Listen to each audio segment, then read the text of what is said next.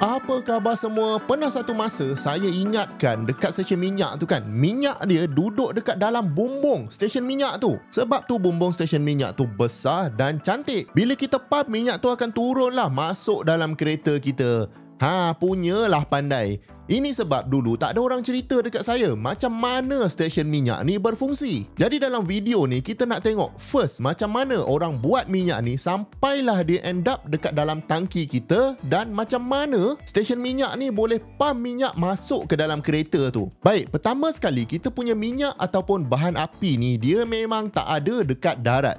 Jadi nak dapat benda ni kita kena gali jauh ke dalam kerak bumi. Secara teorinya fosil dari beribu-ribu tahun dulu, bila benda-benda ni mati, lapisan-lapisan pasir akan kambus dia. Lepas tu bila tambah lagi ribu-ribu tahun, maka makin lama dia makin ke dalam, dan kesan dari tekanan yang tinggi, lama-lama fosil ni akan berubah menjadi minyak mentah. Dan minyak mentah ni lah yang kita dok gali. Ada yang kita gali dekat bawah laut dan ada juga yang digali dekat darat. Kalau dekat negara kita memang banyak dekat bawah laut. Dekat belah pantai timur ada banyak oil field yang diorang jumpa. Sabah Sarawak pun banyak. Jadi petroleum mentah ni lah yang kita gali. Kalau istilah dalam bidang oil and gas ni, kalau kita sedut petroleum tu, proses ni dipanggil upstream. Nak transport minyak mentah ni ke mana-mana dipanggil midstream, dan bila kita distribute pada orang ramai, proses ni dipanggil downstream. Kalau kerja upstream ni memang kaya sikit gaji dia, tapi kerja memang kasar lah. Kerja oil production ni proses nak survey minyak tu dekat mana, lepas tu nak bina oil rig lagi, nak drill batu-batu lagi. Part-part ni yang dipanggil upstream. Yang downstream ni generally gaji kurang sikit dari upstream, tapi dia lebih relax dan lebih kepada refining, processing dan juga marketing. Tapi bila kita gali je petroleum ni, tak boleh lah kita terus masukkan dalam kereta kita. Sebab kalau anda bayangkan, mesti ada banyak benda pelik-pelik dalam tu. Mesti ada batu lah, pasir lah, dan macam-macam sebatian dalam minyak mentah tu, sebab dia dah duduk dekat bawah tu sangat lama. Jadi petroleum mentah ni pun perlulah diproses dulu. Jadi nak proses ni, diorang pun hantarlah ke refinery facility. Nak hantar ke refinery ni pun bergantung kepada logistik kilang refinery tu dekat mana. Kalau dekat tepi laut kilang tu senanglah, guna pipeline je. Tapi kalau dah ke darat sangat, kenalah guna lori tanker. Kalau dekat Malaysia, antara refinery yang paling besar ada dekat Pengerang, Johor, dekat Melaka dengan dekat Kerteh. Kalau anda drive dekat area ni malam-malam, memang terang benderang tempat ni. Dari jauh lagi dah nampak bercahaya. Dan benda paling penting yang dibuat dekat refinery ni adalah untuk mengubah minyak mentah tadi kepada petrol, kepada diesel dan minyak-minyak lain yang kita boleh guna. Dan alat yang digunakan untuk asingkan minyak mentah ni dipanggil distillation tower. Maknanya diorang akan panaskan minyak mentah ni dan asingkan dia guna boiling temperature.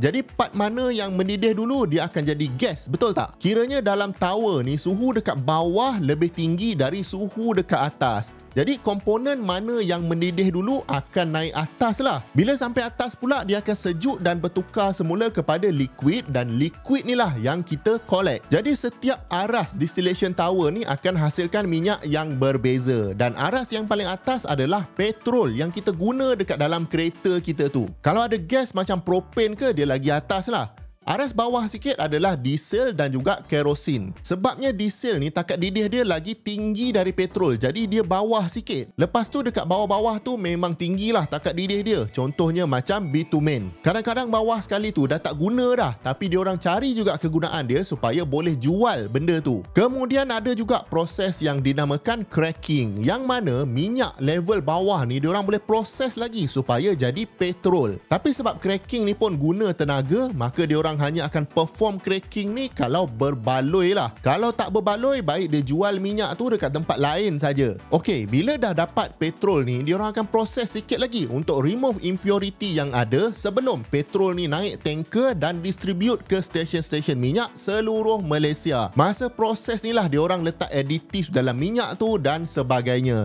Itu yang ada pembuat minyak claim minyak dia boleh jalan lagi jauh dari minyak lain.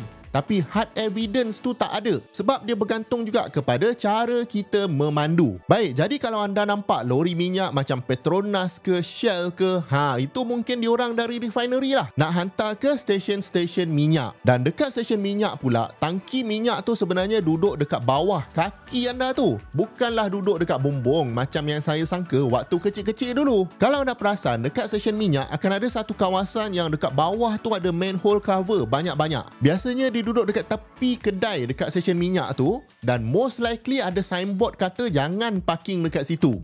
Itulah tempat tanker tu akan parking dan manhole cover tu ada pipe untuk tanker ni connect untuk masukkan minyak dia ke dalam tangki bawah tanah tu. Nama tangki ni orang putih bagi nama Underground Storage Unit ataupun UST. Satu UST ni saiz dia boleh pergi sampai 75,000 liter. Jadi kalau minyak hijau dalam seliter RM4, maka nilai petrol yang disimpan tu dalam RM300,000. Itu kalau ada satu tangki. Ada stesen sampai 5 tangki. Jadi kalau tengah penuh, ada dalam 1.5 juta ringgit petrol duduk dekat bawah stesen tu. Dan bila duduk jauh ke bawah, maka suhu petrol tu relatively constant lah compare dengan suhu dekat atas. Maknanya bila dekat atas panas gila waktu tengah hari, dekat bawah tu sejuk je. Dan kalau dekat atas sejuk, maka dekat bawah tu pun tak adalah sejuk sangat. Sebab tu bila orang cakap baik isi minyak pagi-pagi atau malam, sebab minyak tu sejuk jadi dia lebih tumpat, maka kita untung sikit lah dari segi isi padu. Kalau isi tengah hari pula minyak tu kembang, jadi kita tak dapat banyak. Ini tinggal teori je lah sebab suhu minyak tu hampir sama je sepanjang hari sebenarnya. Jadi ikut anda, bila ada free, pergilah isi minyak tu. Tak kisah, pagi, petang, siang, malam pun boleh. Dan bila anda isi minyak tu, sebenarnya anda tengah operate pump minyak yang ada dekat dalam fuel dispenser tu. Dan pump ni lah yang akan sedut minyak dari UST tadi. Jadi based on berapa banyak customer stesen minyak tu, owner stesen minyak ni boleh agak dah berapa liter minyak orang akan guna dalam sehari dan kira berapa balance minyak dia ada dalam UST dia. Dan lepas tu dia boleh buat prediction berapa kali nak kena refill tangki tu guna lori tanker. Maka sebab itulah jarang kita tengok stesen minyak tu kehabisan minyak, sebab diorang dah kira benda ni dan sentiasa refill. Yelah, kalau buka stesen minyak tapi tak dapat jual minyak sebab tak ada minyak, rugilah kan. Pendek kata, bila anda isi minyak tu kan, cuba anda bayangkan berapa tua dah molekul-molekul minyak tu dah wujud dan berapa jauh dia kena travel sampai masuk ke dalam tangki minyak anda. Dan bila anda dekat stesen minyak tu pula, cuba cari dekat mana tangki bawah tanah dia tu. Yang penting tangki minyak tu bukan duduk atas kepala kita. Yang bumbung stesen minyak tu cantik-cantik hanyalah marketing saja supaya orang datang isi minyak dekat stesen dia. Kalau anda dah tengok sampai sini, saya yakin ada banyak lagi anda boleh belajar dari channel ni. Jadi jemput tekan butang subscribe supaya anda tak terlepas video seterusnya. Jemput tonton banyak lagi video-video best dekat sini dengan dekat sini. Jumpa lagi di video yang akan datang. Assalamualaikum.